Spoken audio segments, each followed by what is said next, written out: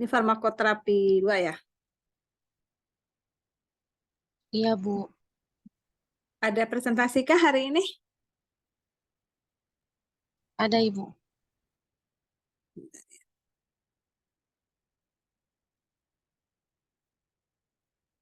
Ya, catatan saya dulu bentar. Boleh dipersiapkan presentasinya tentang apa?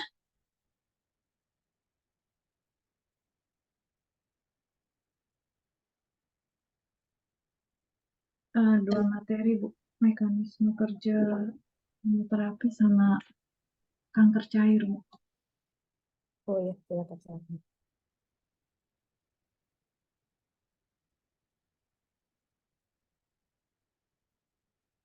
Oh, video kanker cair itu ya? Iya, Bu, ada dua, Bu. Oh, ya.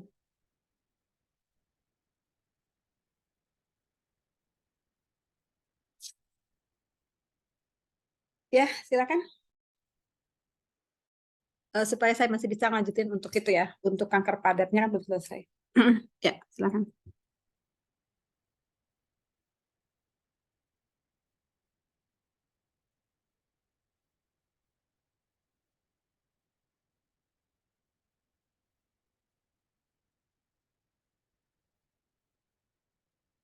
Ya, lanjut aja.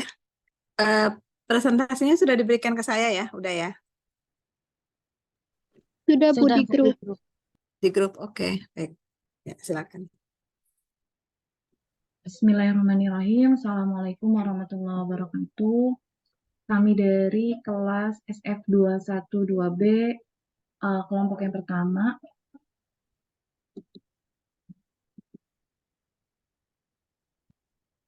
Kanker merupakan salah satu masalah kesehatan di seluruh dunia. Untungnya dengan kemajuan ilmu kedokteran saat ini, kita melihat bagaimana jumlah kematian akibat penyakit kanker menurun secara drastis.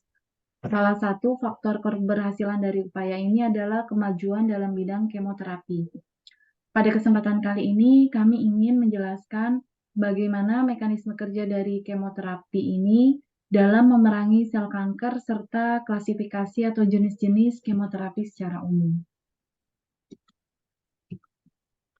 Seperti halnya pada penyakit infeksi, obat kemoterapi yang ideal adalah yang bersifat selektif, yaitu yang hanya menyerang sel kanker, namun tidak menyerang atau mempengaruhi sel normal. Hal ini sangat penting agar kemoterapi memiliki efek samping yang seminimal mungkin. Akan tetapi, seperti kita ketahui bahwa kanker itu berasal dari sel tubuh yang normal, yang memiliki sel genom atau materi genetik yang sama serta memiliki proses biokimiawi yang tidak berbeda dengan tubuh yang normal. Oleh karena itu, dalam kasus-kasus kanker sulit sekali untuk mendapatkan agen kemoterapi atau obat anti kanker yang ideal, yang hanya dapat menyerang atau memburu sel kanker tanpa mempengaruhi sel yang normal. Selanjutnya, Elina. Selanjutnya, terdapat beberapa perbedaan yang bisa dimanfaatkan untuk membentuk atau mengembangkan suatu agen kemoterapi.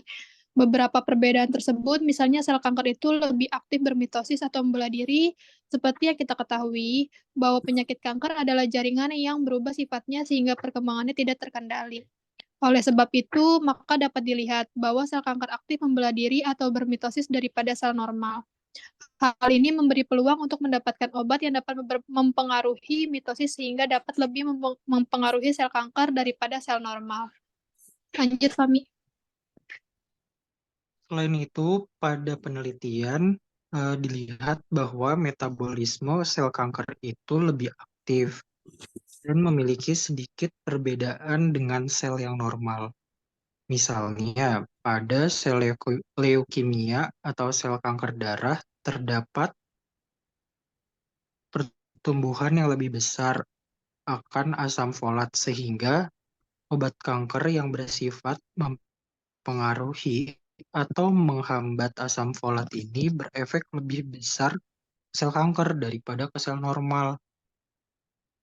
Contoh sel normal pada kanker saluran cerna terdapat kebutuhan metabolisme yang besar akan building block asam nukleat berupa urasil sehingga pada keadaan ini terdapat dikembangkan suatu anti kanker yang bersifat menghambat urasil. sehingga akan lebih membunuh sel kanker daripada sel yang normal. Selain itu, pada sel kanker juga terdapat mutasi yang dapat menyebabkan berubahnya struktur sel atau berubahnya struktur molekul sinyal yang hanya ada pada sel kanker dan tidak ada atau tidak terdapat pada sel normal. Hal ini dimanfaatkan untuk mengembangkan kemoterapi target di mana kemoterapi atau obat kemoterapi akan menghantam atau mengefekkan molekul yang berbeda, sehingga kemoterapi atau obat target ini hanya akan berefek pada sel kanker dan eh, berefek sangat minimal pada jaringan sel tubuh yang normal. Berikutnya,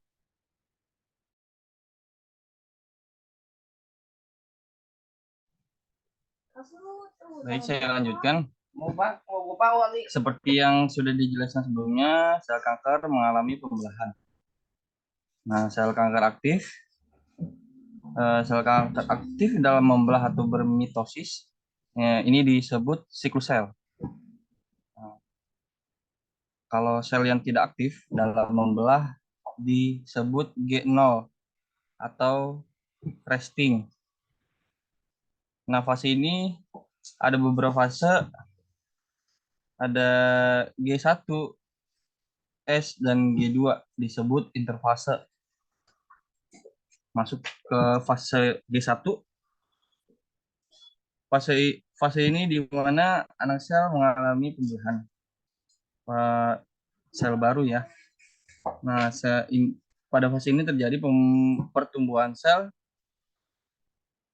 yaitu mengalami pertambahan volume sitoplasma atau pertambahan dari organel sel. Nah, tujuannya yaitu untuk mempersiapkan proses mitosis selanjutnya. Masuk ke fase kedua, yaitu fase S atau sintesis. Pada fase S atau sintesis terjadi sintesis DNA, di mana genom sel digandakan atau dilakukan duplikasi. Nah, masuk ke fase selanjutnya, yaitu fase G2. Di fase ini, sel mengalami pertumbuhan lebih lanjut untuk dapat masuk ke fase berikutnya. Nah, masuk ke fase selanjutnya, yaitu fase M atau fase mitosis. Dalam mitosis ini terdapat beberapa fase, yaitu profase, prometafase, metafase, anafase, dan telofase. Fase mitosis ini terjadi lebih singkat. Adapun beberapa agen kemoterapi yang mempengaruhi interfase, yaitu sitarabin, hidroksiurea, dan methotrexate, kemudian 6 marcapopurin. Nah, obat-obat ini bekerja mengganggu sintesis DNA. Pada fase M, adapun obat kemoterapinya seperti vincristine, paclitaxel, dan obat-obat ini mengganggu proses pembelahan atau pembagian dari sel. Adapun obat lain yang berefek pada fase G0 atau resting, yaitu contohnya alkylating agent, golongan antitumor antibiotik, cisplatin, procarbazine, dan sebagainya. Selanjutnya. Selanjutnya itu ada paparan lebih detail mengenai mekanisme bagaimana terapi menghambat atau mempengaruhi sel kanker, baik sel normal maupun sel kanker akan menjalani metabolisme pembentukan DNA. Dimulai dari sintesis purin dan sintesis pirimidin yang kemudian diikuti oleh pembentukan ribonukleotida. Nah, ribonukleotida ini kemudian akan diubah atau diproses menjadi deoksiribonukleotida yang kemudian akan dirangkai lebih lanjut menjadi DNA. Pada proses sintesis purin dan merubahnya ke ribonukleotida dihambat oleh obat yang menghambat biosintesis cincin purin seperti 6 merkaptopurin dan 6 tioguanin. Lalu selanjutnya terdapat pula obat yang menghambat reduksi hidrofolat, pembentukan timidilat, dan sintetis purin seperti alimta dan metorekat. Terdapat pula kemoterapi yang menghambat ribonukleosida reduktase yang merubah ribonukleotida menjadi deoksihidroksiurea. Nukleotida sendiri dapat berubah seperti pada proses sintetis timidilat yang berubah urasil menjadi timidin yang menghambat oleh 5-fluorouracil. Kemudian obat kemoterapi yang menghambat pembentukan rangkaian DNA seperti gemcitabine, centarabine, dan fludarabine.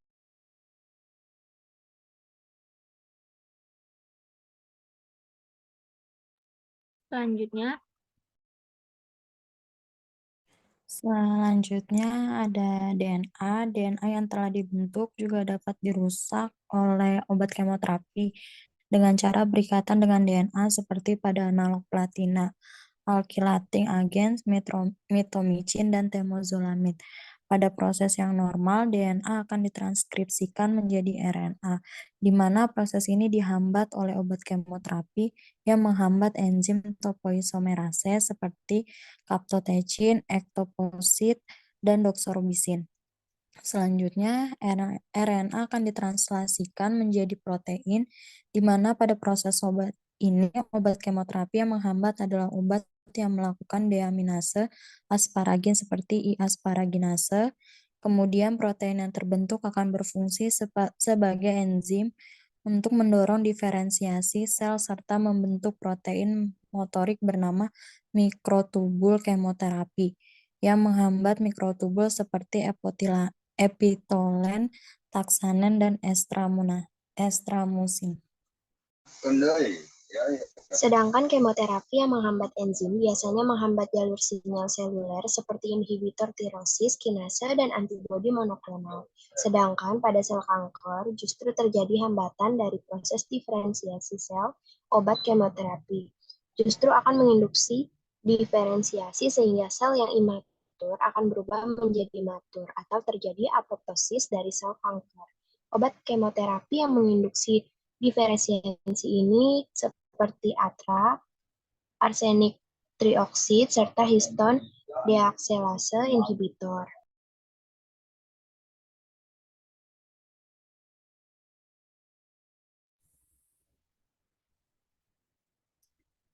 Sesuai dengan mekanismenya, maka kemoterapi dapat dibagi menjadi beberapa kelompok atau klasifikasi berikut ini. Yang pertama, antimetabolit, seperti antipurin atau antifolat, misalnya methotrexate, yang menghambat enzim dehidrofolat reduktase yang penting untuk sintesis purin dan primidin. Kemudian pelantina dan alkylating agent, seperti cisplatin, chlorambucil, dan siklopospamid. Kemudian inhibitor topoisomerase seperti etoposide, teniposide, deuterorubisin, atau dexorubisin yang menghambat atau memblok topoisomerase agar DNA tidak berubah menjadi RNA. Kemudian antibiotik antitumor, misalnya bleomycin atau antrasiklin. Kemudian antimikrotubul yang mengatur pergerakan. Obat yang mengatur pergerakan ini yaitu taksan seperti paclitaxel atau desotaxel, kemudian alkaloid pinkas seperti prinkistin. Berikutnya. Kemudian kelompok hormon dan antagonisnya, misalnya itu antiestrogen, tamoxifen, aromatase inhibitor atau antagonis dari GnRH. Lalu ada enzim seperti L-asparaginase. Lalu ada differentiating agent, misalnya retinoid, arsenik trioxide, atau histone deacetylase inhibitor. Kemudian terdapat pula terapi target, misalnya tyrosin kinase inhibitor, dan antibodi monoklonal, misalnya trastuzumab, serta kelompok lainnya, misalnya hidroksiurea.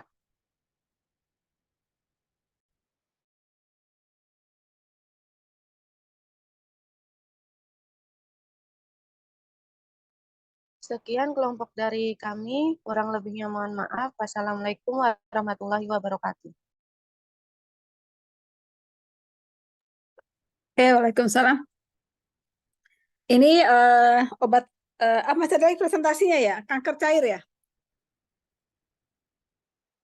Iya, Bu Kanker. Udah langsung aja deh, soalnya ini kan nanti ada ini juga. Langsung aja dulu deh kanker cair. Baik, Bu.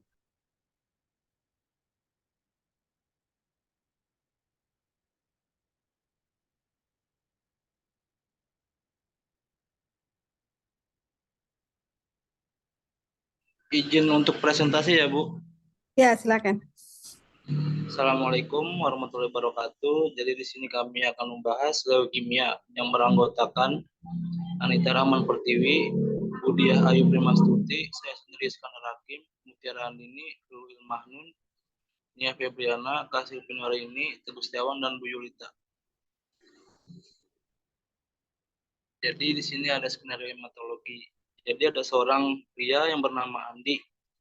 Jadi dia memberikan keluhan seperti yang dia rasakan, yaitu lemas, memar, sering demam dengan durasi yang cukup lama, disertai dengan pendarahan.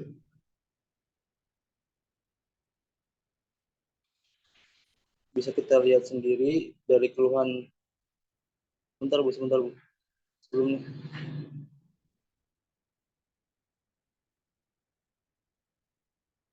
Slide sebelumnya, Bu. Bisa kita lihat sendiri apa sih yang terjadi pada Andi tersebut. Keluhannya seperti akan mengarah pada kelainan yang terjadi pada leukosit. Next, Bu. Jadi leukosit sendiri yaitu sel darah putih berpartisipasi pada sistem kekebalan tubuh, dan respon imun bawaan secara umum bisa dikatakan bisa ditentukan leukosit sendiri berfungsi untuk meningkatkan respon inflamasi terhadap patogen. Next, Bu.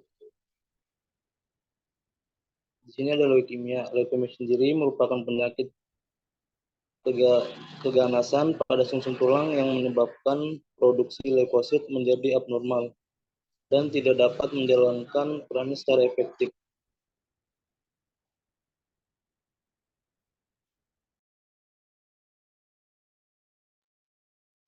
Yang selanjutnya berdasarkan kecepatan proliferasinya, leukemia ini bisa dibedakan menjadi dua, ada akut dan kronis.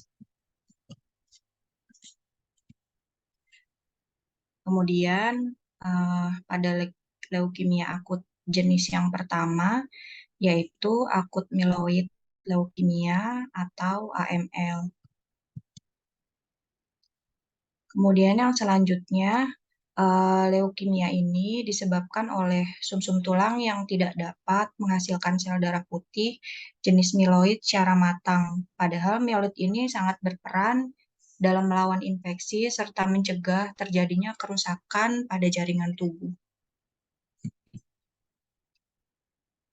Di sini usia rata-rata penderita AML yaitu 65 tahun. Kemudian lebih sering terjadi pada laki-laki dibandingkan dengan perempuan. Perbandingannya sebesar 5:3. Yang selanjutnya ada akut limfotik leukemia atau ALL.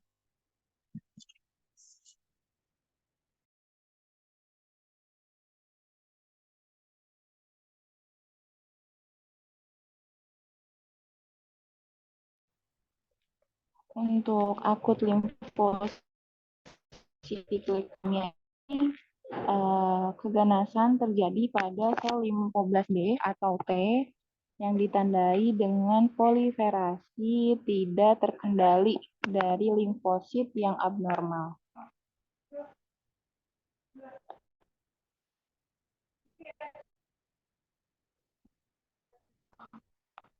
Nah, ini ALL pada anak-anak dengan mayoritas usianya itu di bawah 18. Kemudian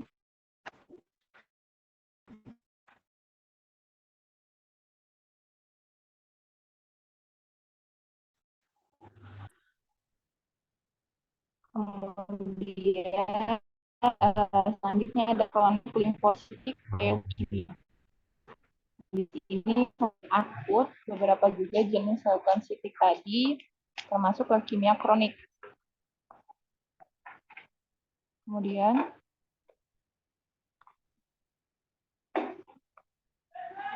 next Pak.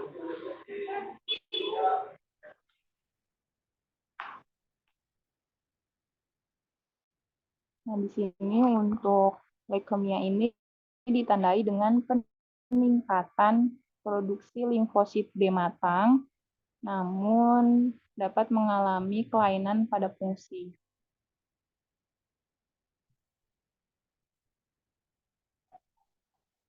Nah, di sini untuk kronik limfositik leukemia itu sebagian besar diderita oleh lansia yang berumur 70 tahun dan sangat jarang terjadi pada anak-anak.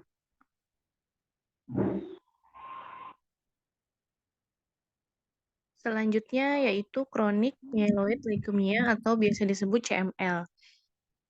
Ini merupakan jenis CA sel darah yang berkembang perlahan atau lambat dan jarang terjadi yang dimulai di sumsum tulang belakang. Hal ini tuh terjadi karena adanya perubahan materi genetik DNA sel punka dalam sumsum tulang. Perubahan ini membentuk gen abnormal yang disebut kromosom Philadelphia. Next. Nah, ini tadi kan CML itu terjadi karena pemendekan pada kromosom 22 akibat translokasi yang biasanya tuh disebut kromosom Philadelphia. Next. Nah, untuk CML sendiri itu jarang terjadi dan kalaupun ada biasanya ditemukan pada usia di atas 70 tahun. Di sini leukeusit akan berproliferasi secara abnormal, kemudian memproduksi sel darah putihnya tuh terlalu banyak sehingga bisa menghancurkan sel darah lain. Next. Untuk pemeriksaan fisik dan penunjang sendiri dari CML itu meliputi pemeriksaan lab atau analisis morfologi, sitogenik, kemudian pemeriksaan RNA. Bisa juga melalui pemeriksaan darah perifer. Biasanya nanti ditandai gejalanya itu anemia dan ditemukan trombositosis, juga adanya basofilia. Kemudian bisa juga pakai biopsi sumsum tulang dengan bone marrow. Nanti dicek hiperselulernya, kemudian sel blastnya kurang dari 10% dan ditemukannya kromosom Philadelphia.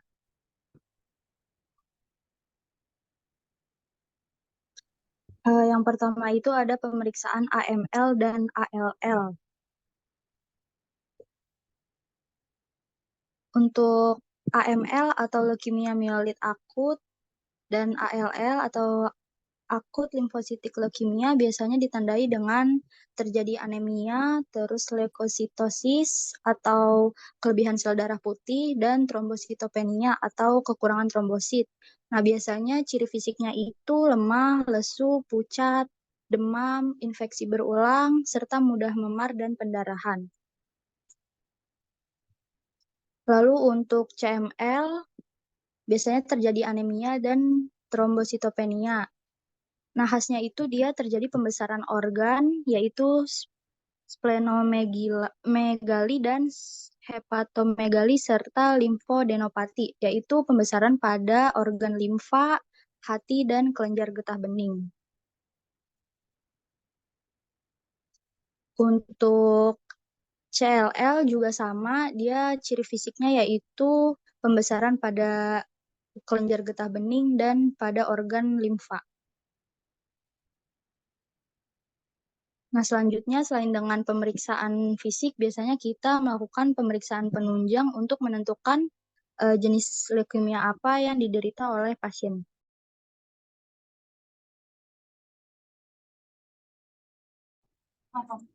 Selanjutnya, pada AML dapat dilakukan pemeriksaan darah rutin dengan interpretasi terhadap tanda anemia, leukositosis, dan trombositopenia yang parah.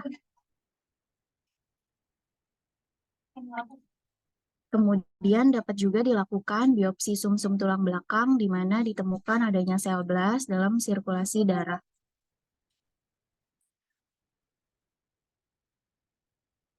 Pada AML dapat juga dilakukan pemeriksaan penunjang yang dapat menjadi ciri khas, yaitu pemeriksaan histopatologi. Di sini ditemukan adanya aurerot ataupun garis berwarna merah seperti jarum di sitoplasma myeloblas pada apusan darah perifer. Selanjutnya pada ALL dapat dilakukan pemeriksaan penunjang berupa pemeriksaan darah rutin dengan interpretasi terhadap tanda anemia, leukositosis, dan trombositopenia yang parah.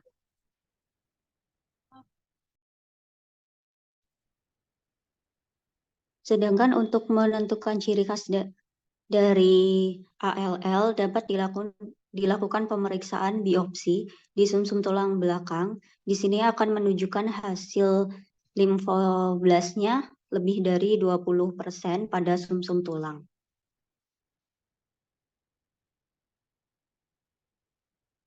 Kemudian pada CML dapat dilakukan pemeriksaan berupa pemeriksaan darah rutin dengan interpretasi terhadap tanda anemia, leukositosis, dan trombositopenia yang tidak terlalu parah. Untuk menentukan tanda khas dari CML dapat dilakukan pemeriksaan PCR yang ditandai dengan adanya kromosom Philadelphia. Yang kedua, apusan darah tepi. Pada proses ini ditujukan gambaran darah leukoeritroblastik yang khas dengan sel inatur yang bersirkulasi dari sumsum tulang.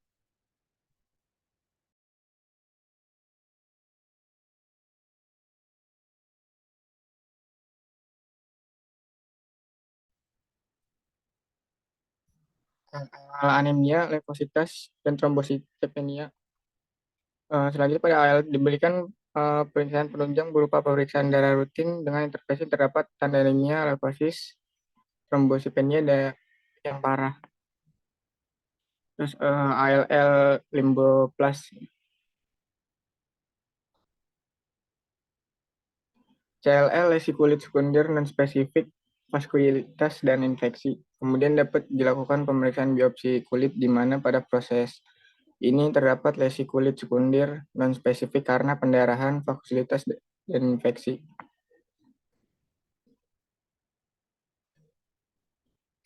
Untuk CLL limfositosisnya, peningkatan kadar limfosit. Kemudian untuk memberikan ciri khas dari CLL, dapat dilakukan apusan darah tepi dengan ditemukan adanya limfosis atau peningkatan kadar limfosit pada darah tepi dan sumsum tulang.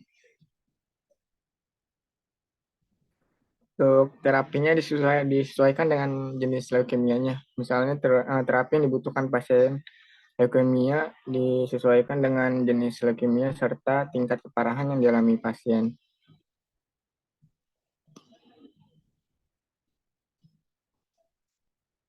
Untuk AML regimen 7 ditambah 3 dan sama dengan 7 hari, antrasiklin 3 hari. Yang pertama itu AML terapi yang dapat dilakukan adalah terapi regimennya di 10 hari. yaitu pemberian infus vitamin 7 hari dan antrasiklinnya 3 hari.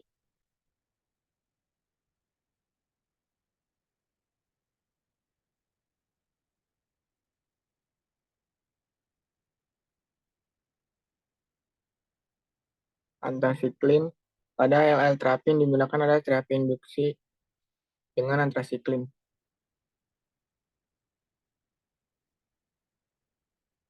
Untuk CML inhibitor tirosin kinase. Adapun pada CML pasien dapat diterapi dengan pemberian obat inhibitor tirosin kinase seperti imanitib 400 ml setiap hari. Yang terakhir pada CLL, terapi yang digunakan yaitu kemoterapi yang dikombinasikan dengan imunoterapi berbasis antibodi anti CD20.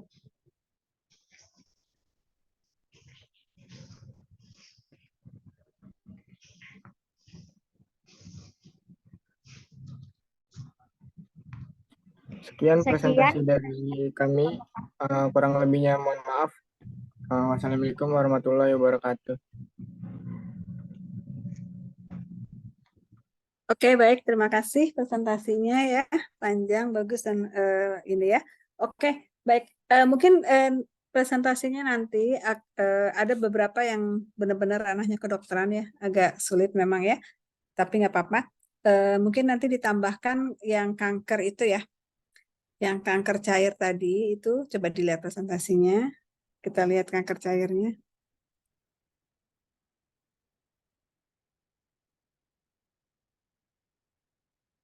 Kita ulang coba dari kanker cair, coba dari awal. Itu kanker cairnya nanti tolong ditambahkan dengan apa namanya, gejala yang khas ya. Gejala yang khas tuh banyak loh sebenarnya leukemia itu ya.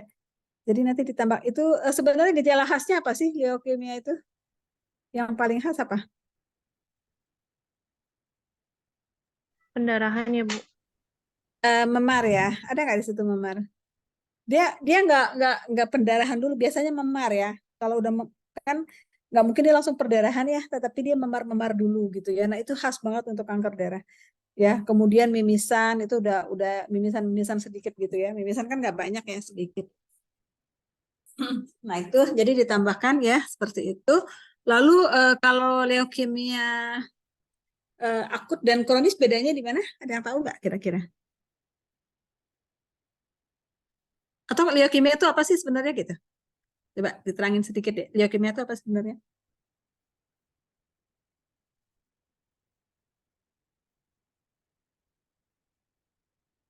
Sel darah putihnya seperti apa? Leukemia kan leukosit ya berarti ya? Atau eritrosit sebenarnya? Leukositnya nggak abnormal, Bu. Abnormalnya berapa? Di atas apa lebih rendah? Di atas Bu, dia bertumbuhnya tidak terkendali. Tidak terkendali. Berarti banyak ya? Leukositnya tinggi kan? Berarti kan? Iya nggak? Iya Bu. Nah, leukositnya tinggi. Tapi leukosit tinggi itu kan bisa juga karena infeksi ya. Jadi bisa juga menandakan dia leukemia atau tidak fungsi dari leukositnya. Karena leukosit itu dihasilkan oleh sel apa yang menghasilkan leukosit? Ada yang tahu?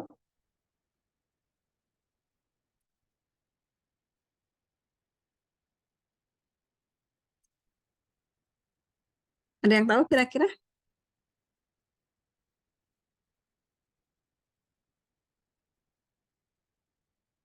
Apa yang menandakan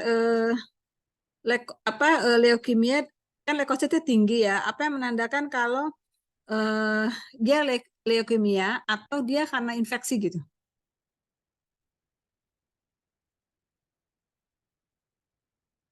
Dari Dia jumlahnya. Iya gimana? Dari jumlah leukositnya ya? Iya, Bu. Oke. Jadi kan jumlah leukosit kan kadang-kadang juga bisa tinggi ya untuk infeksi begitu ya. Tetapi dia dari fungsinya juga. Jadi nanti kalau ujian ya leukemia itu sumsum tulang ada yang memproduksi leukosit ya. Seperti itu.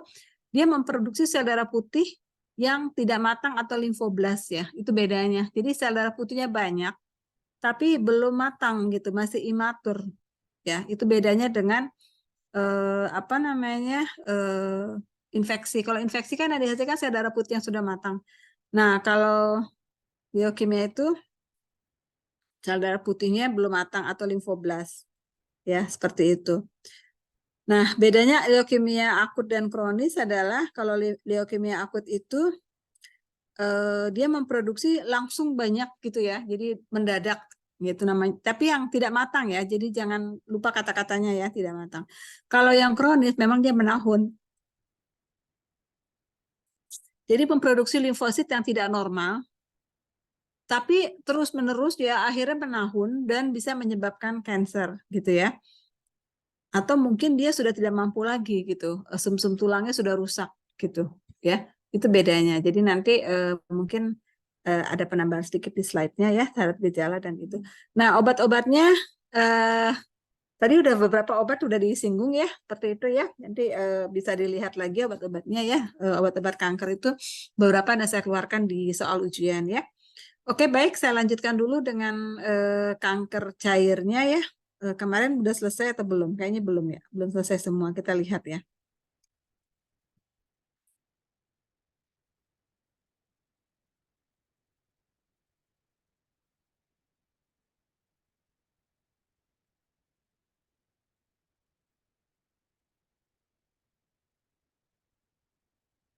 Kok kanker padat kok, kanker padat ya, sorry. Kanker cair sih. Kanker cair kan tadi udah kanker padat 20. Kalau nggak salah slide 27 deh. 27 atau apa ya? Sebentar.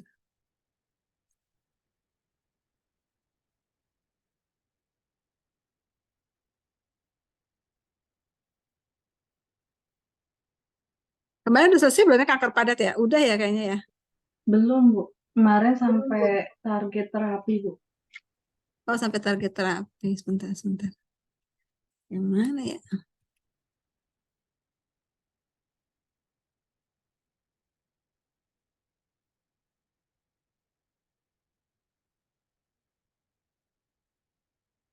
Oh ya, target terapi ya. Bentar kita lihat dulu zoom-nya. Kita selesaikan ya. Ya, ini kanker padat ya. Kita full screen. Ya. Nah, ini kita masuk ke target terapi, kita selesaikan ya, kanker padat ya. Jadi ini adalah suatu siklus ya. Nah, di sini yang kotak-kotak ini adalah cara kerja dari obat-obat ya, seperti itu. Obat-obat yang bekerja untuk kanker gitu ya. Nah, di sini adalah stase-stase atau istilahnya apa ya namanya ya, target dari kanker gitu ya. Nah, ini menjadi targetnya adalah ini. Jadi misalnya cara bacanya begini. Dia menghambat kinase ya yang bergantung pada siklin gitu ya. Nah, ketika obat kanker bekerja di sini, maka apa yang terjadi yaitu menghindari di sini artinya pada fase ini akan terjadi suatu pertumbuhan gitu ya. Ini kan ada pertumbuhan, maka ketika inhibitor kinase bekerja di sini dia menghambat suatu enzim kinase gitu ya. Maka di sini akan terjadi penekanan terhadap pertumbuhan gitu ya. Jadi kemudian kita tahu bahwa sel kanker itu adalah sel yang tidak bisa mati sendiri gitu ya. Seperti itu. Nah, di sini pada fase ini ya, pada fase ini bisa dilakukan penghambatan suatu enzim telomerase gitu ya. Seperti itu. Jadi di sini fungsinya adalah supaya replikasi yang terjadi tidak artinya mematikan replikasi begitu ya. Karena di fase ini memungkinkan replikasi tidak mati begitu ya. Jadi ini suatu siklus begitu ya. Kayak begini misalnya ini ada radang yang terjadi karena ada tumor gitu ya di fase ini. Nah, di sini ada obat anti radang. Jadi artinya dia menekan peradangan yang ditimbulkan oleh tumor seperti itu. Jadi kita tahu kanker itu pasti ada radang. Kemudian di sini ada fase yang namanya mengaktifasi invasi. Invasi itu masuk ya, dan metastasis. Dan ini fase untuk bermetastase. Nah, ketika ada obat yang bekerja menghambat HGF ya, maka obat ini akan menekan metastase dan invasi gitu ya. Seperti itu. Kemudian di sini ada fase instabilitas genom dan mutasi. Nah, ketika ada obat yang bekerja di inhibitor PARF, maka dia akan bekerja menghambat supaya tidak terjadi instabilitas genom dan terjadi mutasi. Gitu ya. Jadi ini seterusnya. Jadi sebetulnya dari dari siklus ini banyak sekali yang bisa menjadi target dari target terapi daripada sel kanker gitu ya. Jadi banyak sekali yang menjadi target. Nah, tinggal nanti akan dilihat apa yang akan diberikan begitu ya. Seperti misalnya gini. Ini adalah target di mana sel kanker tidak bisa mati gitu ya. Karena kan sel kanker itu beda sendiri ya. Gitu ya. Kalau sel lain mungkin bisa mati sendiri ya, tidak bisa mati. Maka di sini ada suatu obat yang disebut sebagai pro-apoptotik. Kita tahu bahwa apoptosis ya adalah peristiwa bunuh diri sel ya. Nah, kanker nggak bisa melakukan itu, makanya dia terus aja berkembang biak. Nah, di sini ada pro-apoptotik BH3 mimetik. Jadi dia merangsang suatu sel ya namanya pro-apoptotik BH3 yang dirangsang supaya di sini sel-sel kanker ya bisa mati gitu ya. Artinya dia merangsang supaya terjadi apoptosis terhadap sel kanker. Ya, jadi banyak sekali yang bisa dilakukan pada target. Nah, tergantung obatnya. Tadi saya lihat ada banyak obatnya ya. Yang pertama ya, kita lihat algoritma pengobatan kanker ya. Nah, ini sel kanker bisa dievaluasi dengan CT scan, sinar X atau MRI. Ini dari stadium 1, 2, dan 3 ya. Nanti akan terlihat apakah dia perlu dikasih radical resection atau tidak ya. Ini sih lebih banyak ke arah ini ya, kedokterannya gitu ya. Jadi kalau misalnya stadium 4, dia simptomatik atau tidak gitu ya. Kalau dia simptomatik memang jelas, maka dia akan diberikan kemoradiasi dengan paliatif prosedur. Seperti itu. Kemudian kalau asimptomatik dia diberikan kemoterapi ya, dan tindakan-tindakan lanjut ya. Seperti tapi ini nggak akan saya tanyakan kok di ujian ya karena sulit. Oke, terapi penanganan kanker apa saja? Pembedahan, radioterapi, imunoterapi, dan terapi hormon ya. Ini banyak sekali ya. Jadi misalnya dibedah. Tapi kalau dibedah, diangkat itu tidak mungkin kalau tidak di radioterapi atau di kemo ya. Seperti itu. Kemudian radioterapi sendiri penyinaran itu macam-macam efeknya bisa dilihat di sini. Imunoterapi, peradangan. Jadi ini artinya sel kanker digunakan imunoterapi itu artinya menterapi sistem imunnya ya. Karena jadi gini, ada orang yang autoimun biasanya dia jarang kanker gitu. Kenapa? Karena sistem kekebalan tubuh itu bisa melawan kanker. Jadi kalau ada orang yang autoimun biasanya dia sulit terkena sel kanker seperti itu ya. Maka ini ada terapi yang memberdayakan sistem imun tubuh. Jadi dia menaikkan fungsi tubuh pada antibodi atau sel T. Ya. Kemudian terapi dengan menggunakan hormon ini juga banyak sekali ya, terapi dengan hormon. Tapi hati-hati ya, terutama untuk kanker-kanker yang memang terpicu oleh adanya hormon seperti itu. Jadi kemoterapi adalah suatu cara untuk memberantas atau menyembuhkan penyakit yang disebabkan oleh bahan kimia, kanker, dan sebagainya yang dapat merusak jaringan tubuh. Jadi tujuan kemoterapi adalah menyembuhkan pasien dari tumor ganas dan sebagainya. Karena kita lihat manfaat kemoterapi ya. Untuk pengobatan bisa untuk kontrol mengurangi gejala. Ditinjau dari siklus selnya, obat anti kanker di CSS, sel cycle ya, seperti itu. Contoh obatnya vincristin, vinblasting, mercaptopurin, hidroksiurea. Dia sifatnya toksis selektif pada fase tertentu dari siklus sel ya. Zat CSS ini efektif terhadap kanker yang berproliferasi tinggi, misalnya sel darah, kanker darah itu proliferasi tinggi. Zat sel yang non spesifik, kalau tadi kan spesifik ya, ini non spesifik misalnya alkilator, ya ada antibiotik juga seperti daktinomisin, daunorubicin dan sebagainya ya. Ini bersifat relatif dari absolut karena banyak yang tergolong CCNS ya, seperti itu.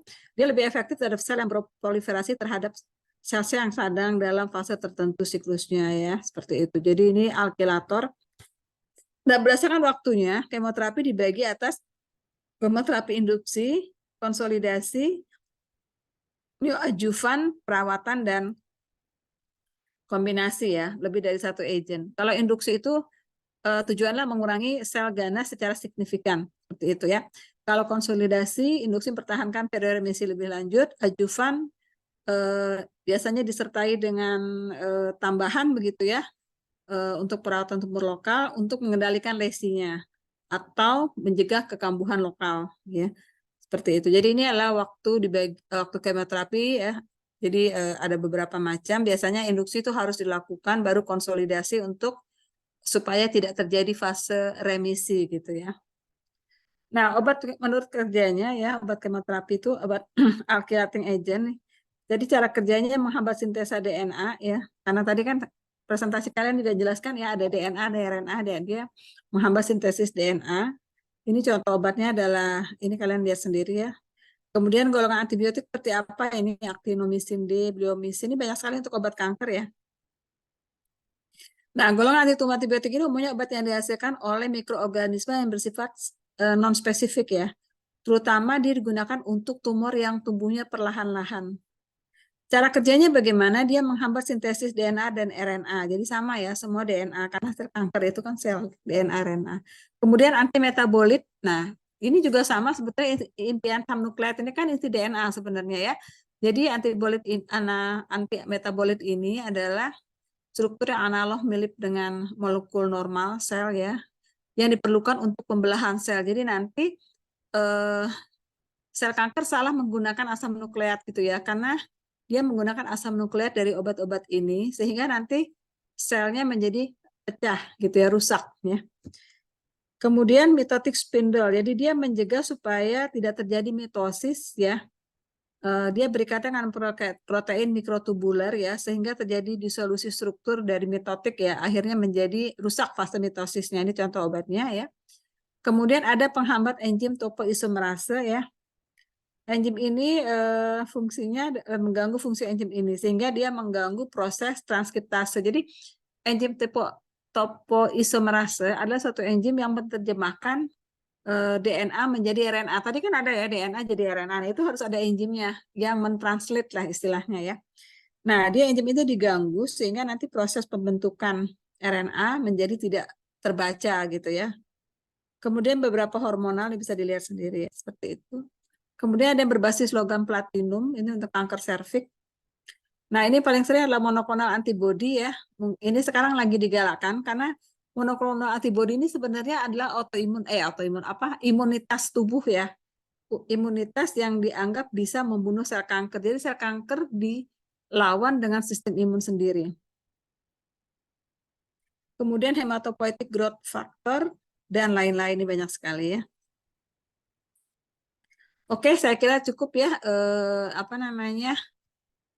untuk kanker padat, kanker cair sudah, kanker padat sudah. Minggu depan kita masuk ke obat-obatnya sedikit ya. Setelah itu selesai, tapi kalian tetap harus belajar tentang obat-obatnya sendiri nanti ya. Terutama mekanisme kerja dari daktinomisin. Tadi udah ada daunorubicin, methotrexate, itu obat-obat kanker semua ya. Oke. Kemudian saya mau coba absen dulu ya. Mungkin bisa dilihat langsung aja kali ya. Apa mau dibacakan? Saya kira-kira siapa yang nggak hadir ya?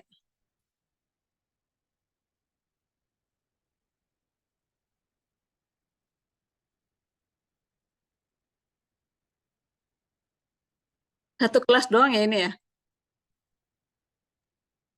Iya, Bu, satu kelas.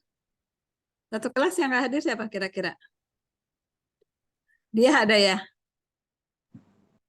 Hadir, Bu. Anita?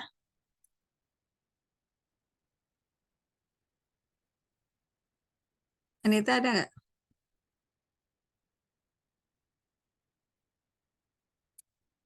Anita nggak ada ya? Ada di Terus, partis. tapi dia nggak nyaut, sama juga bohong kalau nggak nyaut mah. Terus Malah, Hadir, Bu. Muhammad Romli, Hadir, Bu. Yolita, Hadir, Bu. Rafelina, Hadir, Bu. Lulu, Lulu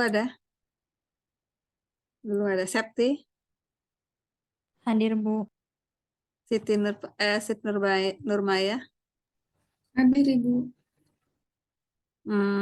Ayudia, Hadir, Bu. Fahmi, Hadir, Bu. Ananda, Hadir, Ibu. Iskandar Hakim, Hadir, Ibu. Nia Fibriana, Hadir, Bu. Tiara Andini, Hadir, Bu. Septia Wafa, Hadir, Ibu. Teguh Hadir, Bu. Setia, Sally, Hadir, Bu. Silvi. Hadir, Ibu. Oke, saya panggil lagi Anita, ada nggak? Nggak ada ya, tetap nggak ada ya. Oke, Lulu Ilmakun. Oke, baik.